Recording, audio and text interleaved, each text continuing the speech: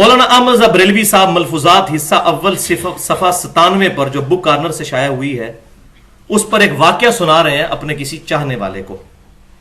تو کیا کہتے ہیں؟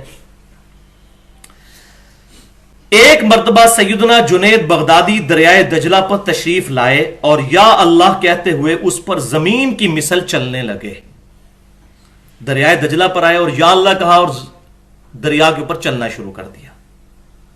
سیدنا عمر فاروق رضی اللہ تعالیٰ عنہ نے سیدنا معاویہ رضی اللہ تعالیٰ عنہ کو کتنے سال اجازت نہیں دی بحری بیڑا تیار کرنے کی، کیونکہ ان کو کسی نے یہ بتا دیا تھا کہ جب یہ بحری بیڑا ڈوبتا ہے تو سارے پھر ڈوب ہی جاتے ہیں. تو سیدنا عمر نے کہا کہ یہ میں رسک لینے کے لیے تیار نہیں، تم زمینی راستے سے سفر اختیار کرو. تو پھر تو جنید بغدادی کا زیادہ مرتبہ ہے. سیدنا عمر فاروق رضی اللہ تعالیٰ کہتے ہیں کہ یا اللہ پڑھو اور جناب سمندر پار کر لو، بیڑی بیڑا تیار کرنے کی کیا ضرورت ہے؟ بھائیو دنیا بقدر ایفٹ ہے، یہ کرنا پڑے گا، دنیا میں تو ایفٹ کرنی پڑے گی. اس کائنات کی سب سے بلند ترین ہستی امام کائنات صلی اللہ علیہ وسلم، اگر آپ صلی اللہ علیہ وسلم کو زخم لگا ہے تو خون مبارک نکلا ہے، 4 دانت مبارک شہید ہوئے، خون کا فوارہ چھوٹا، بے ہوش ہو گئے. پیاس لگی تو پانی پیا، بھوک لگی تو غزوہ احزاب کے موقع پر پتھر بھی باندھے ہیں. یہ ساری تکلیفیں دنیا میں اٹھانی پڑیں گی. یہ کام ایک نگاہ ماری تو یہ کر دیا تو وہ کر دیا، اگر یہ کام ہوتے تو اتنی تکلیفیں صحابہ کو کیوں اٹھانی پڑی؟ معاذ اللہ استغفر اللہ. ان سے بڑا دنیا میں امت کا رہنما کون ہو سکتا ہے صحابہ کرام علیہم رضوان سے بڑھ کر؟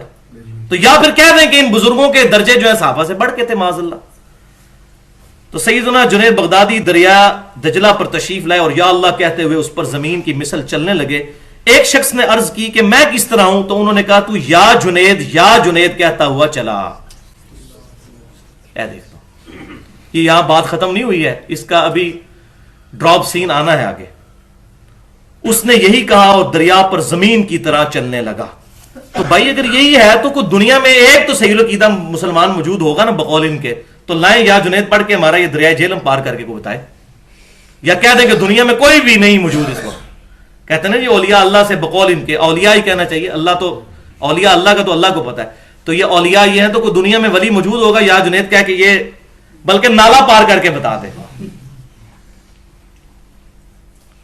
کیونکہ لوگ اتنی تیزی کے ساتھ سب کچھ چھوڑ کے کتاب و سنت کے منہج پہ آ رہے ہیں، تو یہ کوئی کارنامہ دکھایا جائے تاکہ لوگ گمراہ ہونے سے تو بچیں بقول ان کے.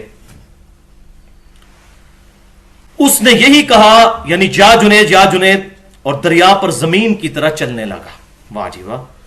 جب بیچ دریا میں پہنچا تو شیطان لعین نے دل میں وسوسہ ڈالا. شیطان نے وسوسہ ڈالا. کیا وسوسہ ڈالا؟ کہ حضرت خود تو یا اللہ کہہ رہے ہیں اور مجھے یا جنید کہہ رہے ہیں. اس نے بھی یا اللہ کہا اور ساتھ ہی غوطہ کھا گیا. کیا کمنٹس کرے بندہ اس پہ؟ یا اللہ کہنے کو وسوسہ کہہ رہے ہیں. اب آپ کو پتا چلا کہ میں کیوں کہتا ہوں اتخذوا احبارهم ورهبانهم اربابا من دون اللہ. ان لوگوں نے اپنے علماء اور اپنے بزرگوں کو اللہ کو چھوڑ کے اپنا رب مان لیا ہوا ہے. تبھی تو یہ کہہ رہے ہیں کہ یا اللہ کہا تو غوطہ کھایا. پھر پکارا حضرت میں چلا، فرمایا وہی کہو یا جنید. اس نے پھر یا جنید کہا تو پھر دریا پر زمین کی طرح چلنے لگا. پھر حضرت جنید نے فرمایا ارے نادان، ابھی تو تو جنید تک پہنچا ہی نہیں، اللہ تک رسائی کی حوث ہے. استغفر اللہ. انبیاء کے ماننے والے تو پہلے دن ہی لا الہ الا اللہ محمد رسول اللہ پڑھوا کر اللہ اور اس کے محبوب صلی اللہ علیہ وسلم کے دامن کرم تک پہنچاتے ہیں، اپنے تک نہیں. اپنے ذات کی نفی کرنے والا اللہ کا ولی ہوتا ہے. تو یہ تو تھا ان کا نظریہ. اب وہی کا فیصلہ سن لیجئے. اب اس پہ فیصلہ میں بولا جائے تو 1.5 گھنٹہ چاہیے. جامعہ ترمذی میں صحیح سند کے ساتھ انٹرنیشنل نمبر کے مطابق 2516 نمبر حدیث ہے، اور امام ترمذی نے اس حدیث کے ساتھ لکھا ھذا حدیث حسن صحیح. یہ صحیح حدیث ہے. حدیث سن لیجئے اور آپ کو کنٹراسٹ نظر آ جائے گا. عبداللہ بن عباس رضی اللہ تعالیٰ عنہ کہتے ہیں کہ میں رسول اللہ صلی اللہ علیہ وسلم کے پیچھے سواری پر بیٹھا ہوا تھا. آپ صلی اللہ علیہ وسلم نے ارشاد فرمایا اے بیٹے تو اللہ کے احکام کی حفاظت کر، اللہ تیری حفاظت کرے گا. آپ نے یہ بھی نہیں کہا کہ میرے ساتھ، حالانکہ نبی یہ کہہ بھی سکتا ہے کیونکہ میں یطیع الرسول فقد اطاع اللہ. لیکن نبی کی توحید کتنی کامل. اللہ کے احکام کی حفاظت کر، اللہ تیری حفاظت کرے گا. اللہ کے حقوق کا خیال رکھ، تو اسے اپنے سامنے پائے گا. پھر فرمایا اذا سألت فاسأل اللہ، جب کبھی بھی تو سوال کرے تو صرف اللہ ہی سے کرنا. وَإِذَا اسْتَعَنْتَ فَاسْتَعِنْ بِاللَّهِ إِيَّاكَ نَعْبُدُ وَإِيَّاكَ نَسْتَعِينُ. اور جب تجھے مدد مانگنی ہو، غائب میں دعا کے لیے پکارنا ہو، تو صرف اللہ ہی کو پکارنا. اور جان لے کہ اگر پوری امت بھی جمع ہو کر تجھے فائدہ پہنچانا چاہے تو نہیں پہنچا سکے گی مگر جو اللہ چاہے، اور اگر پوری امت جمع ہو کر تجھے کوئی نقصان پہنچانا چاہے تو نہیں پہنچا سکے گی مگر جو اللہ چاہے. تقدیر لکھنے کے بعد قلم اٹھا لیے گئے اور صحیفے خشک ہو چکے ہیں. یہ سب اللہ تبارک و تعالیٰ کے ڈیوائن ڈیسیژن ہے. اللہ اکبر. مجھے ایک بھائی نے واقعہ سنایا، ان کے ساتھ سیالکوٹ میں ایک مسئلہ ہوا. انہوں نے کہا جی یہ جو عبداللہ شاہ غازی ہے نا کراچی میں، انہوں نے سمندر کو تھاما ہوا ہے ورنہ سمندر کراچی کے اوپر آ جائے. تو انہوں نے آگے سے نا وہی بات کی جو اینٹی وینم پھکی الزامی جواب.